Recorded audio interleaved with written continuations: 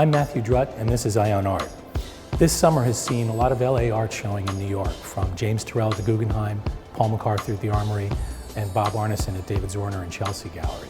In this segment, we're looking at another great LA artist, Richard Pettibone, whose work is on view at David Nolan Gallery in Chelsea.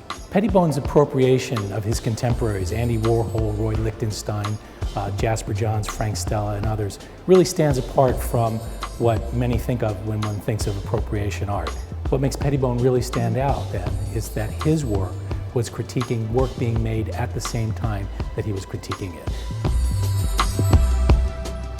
One of the signature features of Pettibone's work is its reductive scale. They're done almost as if they were made for some elaborate dollhouse. The interest was really in the shift in scale between objects in the real world and how they look in miniature, and that comes in large part out of his relationship to the work of Marcel Duchamp. One of the things that Pettibone did with some of these early copies of Warhol's was to subject them to some kind of disaster. He placed two of the works on view here on a train track and had a train run over them.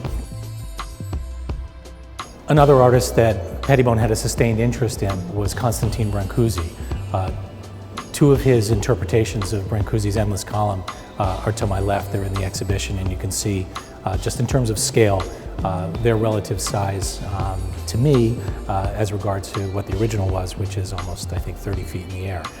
They're meticulously put together. In fact, a little later I'm going to show you the back of one of the pieces just so you can see how structurally meticulous they are. And the Brancusis have some relationship, I think, to Pettibone's interest in Shaker furniture, which is something that he discussed throughout his career, and it's often mentioned in regard to the Brancusi works in particular. I mentioned before that these are meticulously crafted, and just out of interest, showing you the back of one of the pieces in the show, that you can see all the bracing and the stretcher is made as if the work were to scale full size.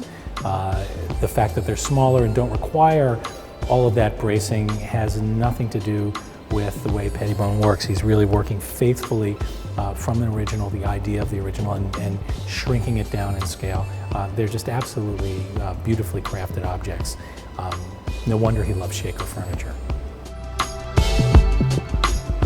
One of the things that Pettibone started doing later in the 60s was morphing paintings together. He's got a protractor painting by Frank Stella morphed into Trigger Finger by Roy Lichtenstein.